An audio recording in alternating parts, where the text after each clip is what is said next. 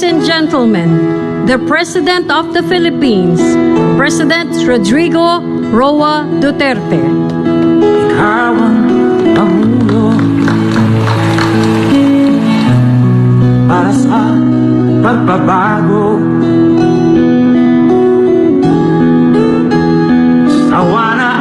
President Rodrigo Roa Duterte shall now inspect the crates containing the doses of Moderna Vaccines, accompanied by Health Secretary Francisco T. Duque III, Vaccine Czar Carlito Galvez Jr., Defense Secretary Delfin Lorenzana, Charge the Affair of the U.S. Embassy John Law, and Senator Bongo. Sa piling mo, di ko mawawala ang korupsyon. Let us all witness the affixing of the Res Vacuna sticker on the vaccine crates. Tayo na magbago. Hawak kamay tayo. Thank you very much, Mr. President. A warm round of applause, please. At this juncture, may we invite the President, together with the Tarmac Party, for a photo opportunity. Kay Rodrigo Duterte, para sa tunay na pagbabago. At this point, may we invite the President on stage for the ceremonial turnover of the Moderna vials, accompanied by Health Secretary Francisco T. Duque III, Vaccine Czar Carlito G. Galvez Jr., Defense Secretary Delfin Lorenzana, Sarge the Affair of U.S. Embassy John Law, and Senator Bongo. Mga nakawan, dapat na mapigilan.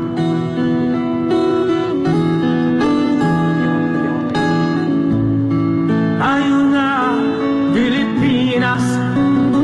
Tayo na, magbago. The President is now inspecting the vaccine vials. Para sa pagnasenso.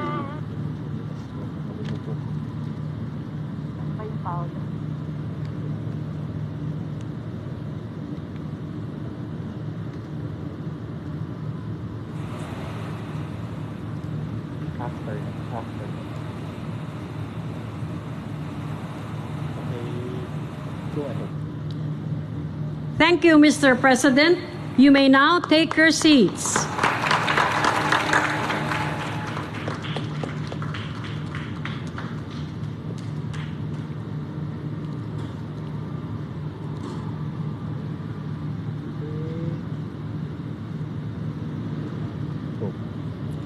To start our program, may we call on Secretary of Health Francisco T. Duque III for his welcome remarks.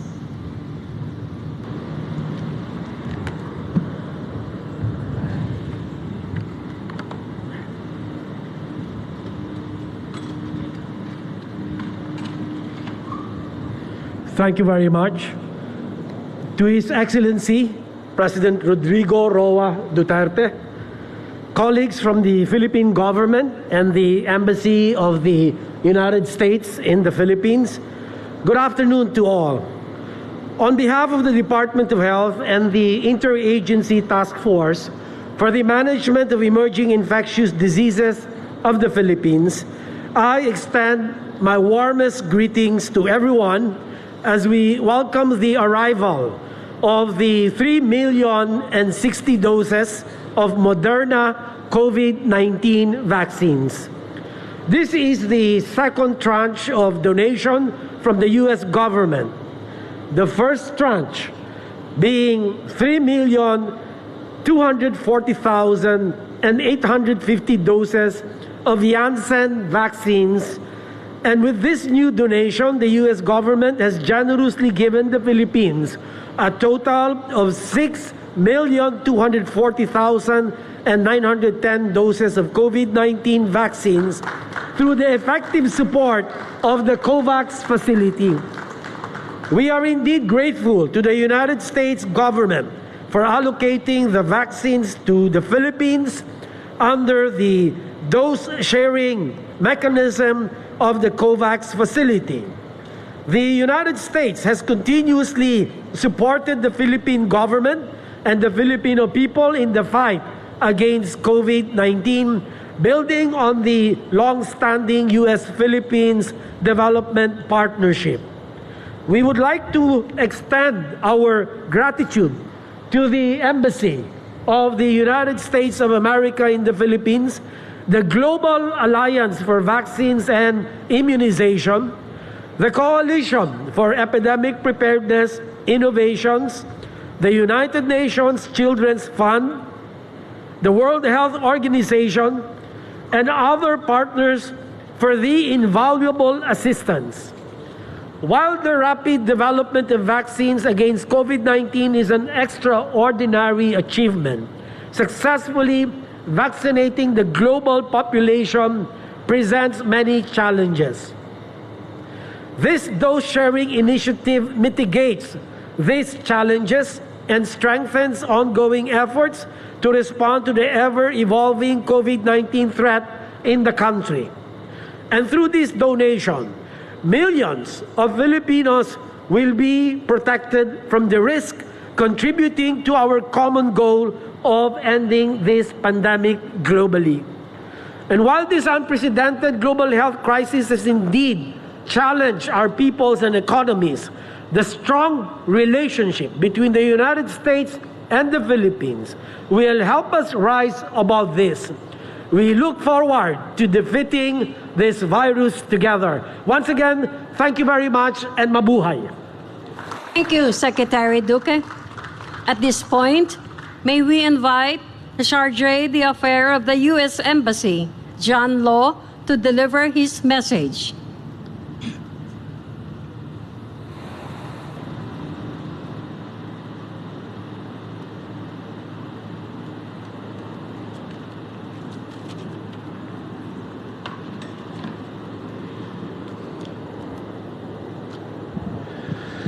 Good afternoon. To His Excellency, President Rodrigo Duterte, thank you so much for honoring us with your presence here today. Thank you, Secretary Duque, for gathering us for this joyful arrival ceremony. Thanks so much as well to Secretary Lorenzana, Secretary Año, Secretary Galvez, Secretary Nograles, Dr. Rabi from WHO and UNICEF, and all the distinguished guests. It's a great pleasure to be with you here today, welcoming the arrival of these 3 million more vaccines to further aid the Philippines in its efforts to address the COVID-19 pandemic. The United States is determined to do all that we can to help end the COVID-19 pandemic globally. As the biggest contributor to the COVAX facility, the U.S. has facilitated the delivery of more than 13 million vaccines to the Philippines, including as Secretary Duque mentioned, these 6 million doses donated directly by the American people. These vaccines are protecting the most vulnerable populations, the elderly, the immunocompromised, the medical workers who every day risk their own health to keep the rest of us safe. We honor the sacrifices by those on the front lines of this pandemic. We remember and mourn those who have been lost. Recent COVID outbreaks in the region remind us all this pandemic is not yet over, but the science is clear. The best way to stay healthy, to keep your loved ones safe, and to bring this pandemic to an end is to get vaccinated. The United States is working and will continue to work with the Philippines to make safe, effective vaccines widely available throughout the country. We're assisting the Philippine government, their extraordinary Department of Health, Secretary Galvez, and all of their teams in strengthening the pandemic response, supporting vaccine delivery and rollout, testing capacity, training healthcare workers, strengthening supply chains, sustaining local businesses, and improving available medical treatment, helping ensure that the extraordinary Filipino doctors, nurses, and healthcare professionals have all the tools they need. The United States will continue to partner closely with the Philippine government to confront and defeat this pandemic. For decades, our two nations have been allies and partners. For generations, Filipinos and Americans have been friends and family. Despite the challenges and difficulties we've endured over the past year and a half, our nations and our friendship are stronger for having faced them side by side. Nandito kami para sa inyo. Maraming salamat. Thank you, Mr. Law. At this juncture, may we call on stage Defense Secretary Delphine Lorenzana to introduce our guest of honor. Ladies and gentlemen, the President of the Republic of the Philippines, President Rodrigo Roa Duterte.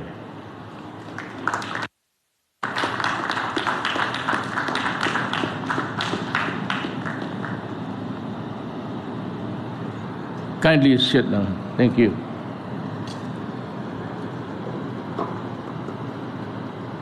Health Secretary Francisco Duque, National Task Force Chief Implementer and Vaccine SAR, Secretary Carlito Galvez, U.S. Embassy Charge Affairs John Law, World Health Organization Country Representative Dr. Rabindra Abhiyan Singh, and officials from other agencies of the UN and officers of the Philippines. Senator Bongo, Chairman Committee on Health and Demography, Defense Secretary Delphine Lorenzana, Cabinet Secretary Carlo Nograles, Interior and Local Government Secretary Eduardo Año, Presidential Spokesperson Herminio Harry Jr., Presidential Assistant on Foreign Affairs Robert Borge, fellow workers in government, ladies and gentlemen.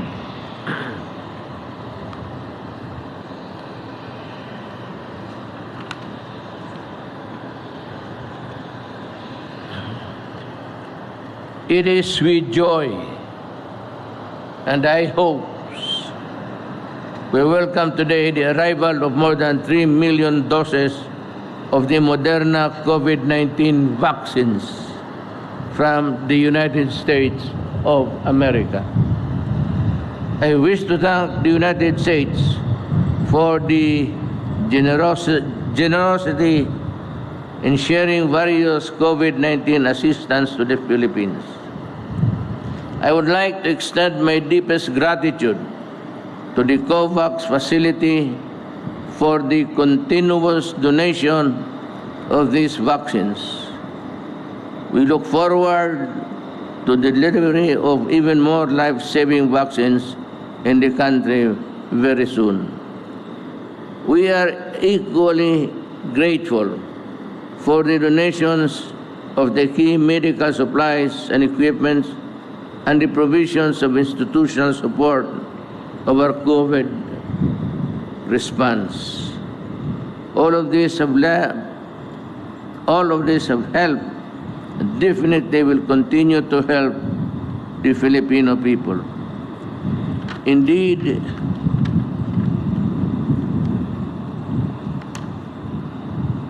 the cooperation between the Philippines and the U.S. in overcoming the pandemic highlights the strong and deep friendship between our two countries. Now, ensuring that these vaccines are brought to our people safely in a tedious and difficult process. May I just make a segue of my talk to you? I know that it is the sentiment of America that the vaccines that should be given to the Philippines should go first to those who have least in life. Yung mga mahirap, the poor ones who cannot afford, and for those, who do not want to be vaccinated, we will try to entice them with the vaccines given by the United States. Now, ensuring that these vaccines are brought to our people safely is a tedious and difficult process. That is why it could be during the squatters, would be in the provinces, but these vaccines which America donated carries with it the sentiment that it be given to the list of those Filipinos who cannot afford. Rest assured, everybody will follow that directive. Let us beat COVID-19 together. At maraming salamat po sa inyong lahat. Thank you, Mr. President.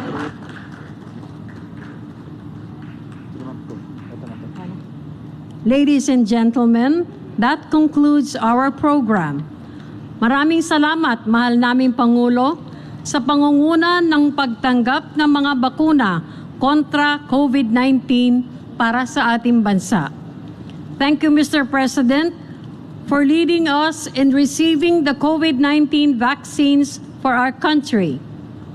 Again, ladies and gentlemen, the President, Rodrigo Roa Duterte.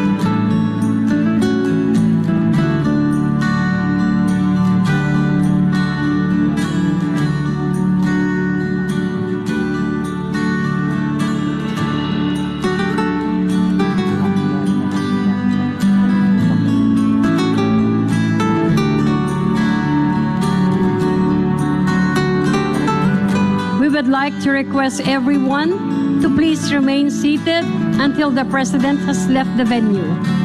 Thank you very much and mabuhay tayong lahat.